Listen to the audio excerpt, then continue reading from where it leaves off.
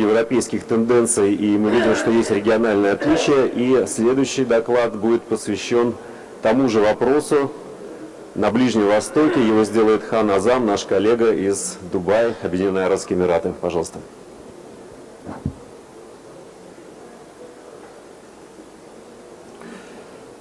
Good morning, everyone. I'm from Dubai, and I'll be talking about the global trends in knee arthroplasty, Asia perspective. I'll try to explain a little bit more in detail about the anatomy and different morphology and difference between the Asian population and the Caucasian or the Western population. So just bear with me, and then in the end I will talk a little bit about the trends, what is going on and what is the demand of the Asian countries. Okay, to start with, I will just try to outline the principles in TKR, which we all know: accurate bone cutting, resection of bone thickness equal to the thickness of the processes, rotational alignment of the femur and tibia, soft tissue balance, proper patellar tracking, and proper joint line. Let's talk about two main things when we are doing TKR, which is the rotational and alignment. I would like to stress upon that because the studies has shown that rotational alignment in the Asian population is more in context to the posterior condyle, so we need to cut more.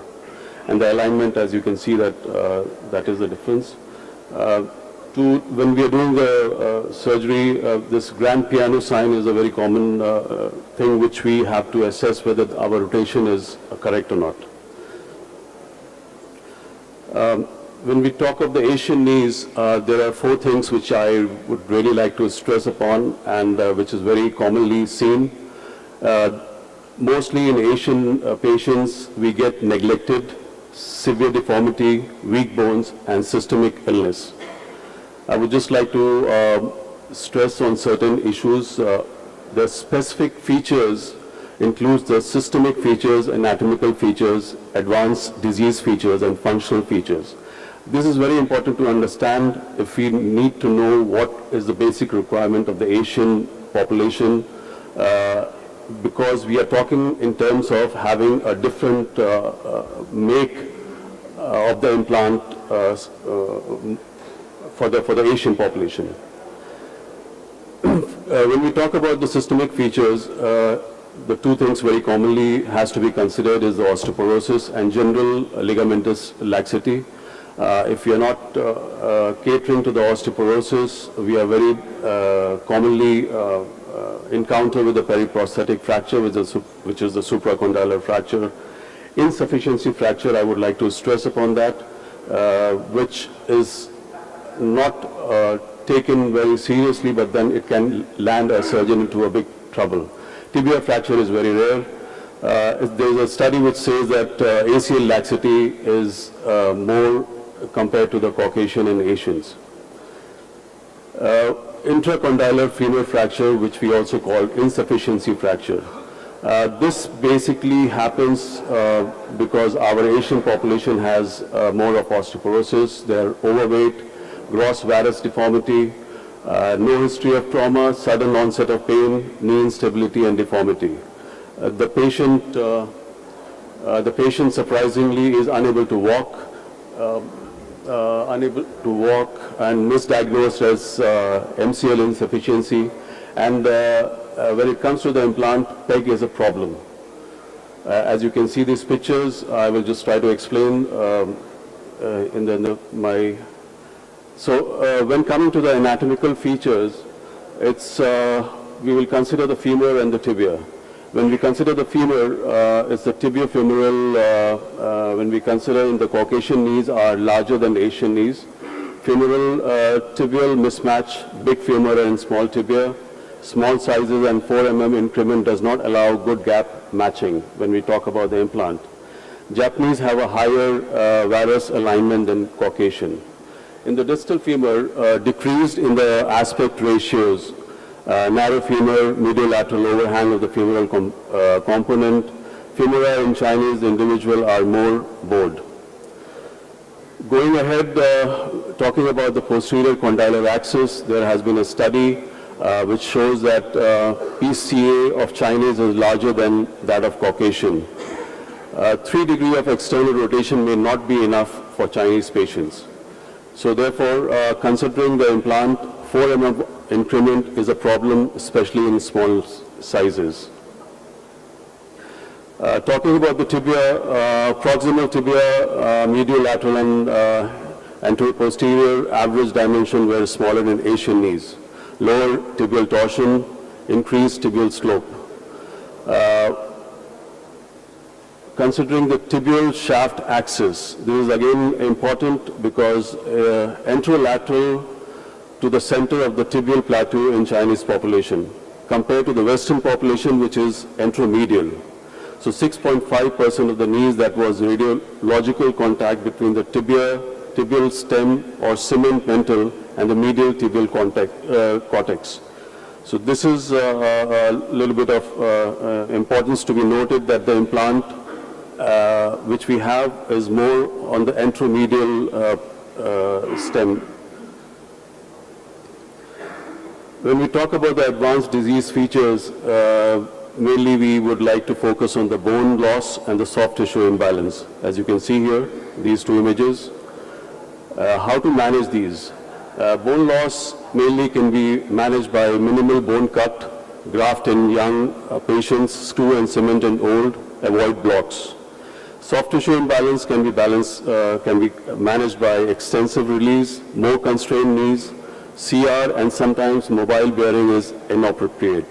So mainly 70 to 80% of the knees which are done in the Asian populations are PS. Thickness of the bone cut, most manual recommends 8 to 10 mm, we cut much less. Precise measurement of the thickness of bone cut, correlating results to deformity and implant size.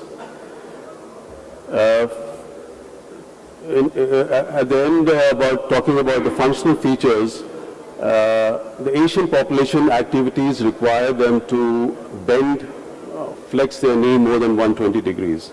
Daily activities, praying, attending the majlis carried out on the ground. Japanese sit in high flexed knee position, traditional knee ceremony. In India, cross-legged, sitting in temples. So these features require full flexion. So therefore, talking about the keys to high flexion, if patient kneels at least 5 times daily, patient may consider to have full flexion if they were able to flex the knee to at least 130 degrees. Sit on the ground with calf touching the thigh for at least 1 minute. So therefore, when we are talking about achieving a high flexion, there are certain things which we have to keep in mind.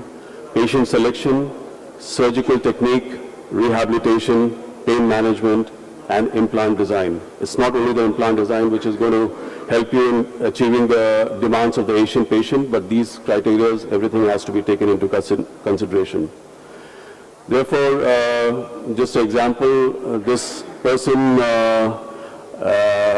could achieve after the knee replacement. As you can see the X-ray, the person is sitting after the surgery, and even the X-ray is showing that he has been able to achieve the full flexion, and he can go to the prayer. As you know, the Muslims, they need to pray, so they need to flex it completely. So therefore, what is the recommendation? In osteoporosis, patients, bone conservation is very important. Avoid femoral component over lateralization. Stem-able and pegless implant is more preferred. When we talk about the implant, narrowing femoral component, variable increment for small and large sizes, should allow adjustment of external rotation angle and tibial slope angle. For a ligament laxity, thinner bone cuts, PS implants offer better stability. CR implant could be a problem. Patellar designed patellar processes with less thickness, avoid patellar's resurfacing in the osteoporotic patient. Now I would just like to go across to a few countries of the Asian where certain trends are going on, especially if I talk about the India. Indian Journal of Orthopedics, which is the Indian Society of Hip and Knee Surgeons joint registry, reports that TKR and THR is most widely practiced surgical option for arthritis all over the world, and its application is rising steadily in India. Observation has been that females are 75% compared to the male, which is only 25%. Average age is 64.5 years. Average body mass index was 29.1. Registry in India is vital and will become more meaningful in years to come.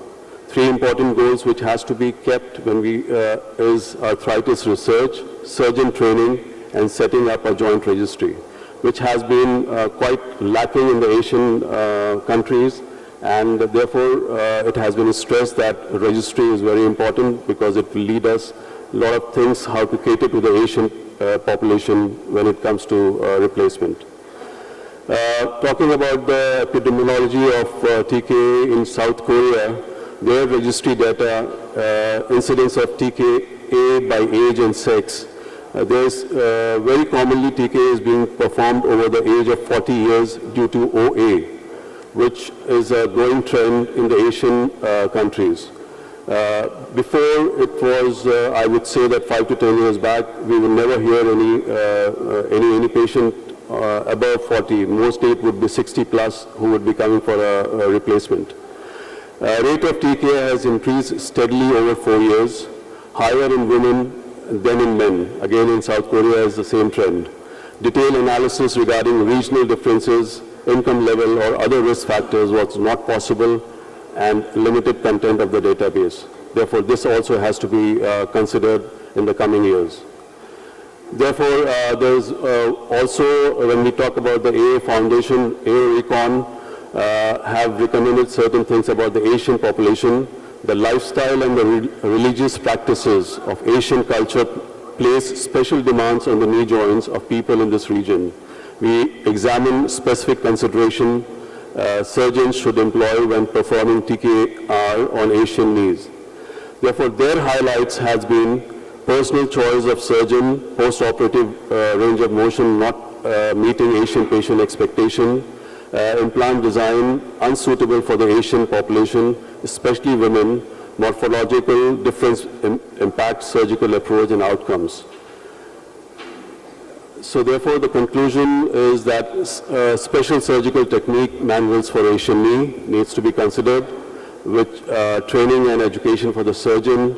Implants are designed to accommodate Western knee. There is doubt about application of these systems to Asians. Thank you. Thank you very much. Please join us here.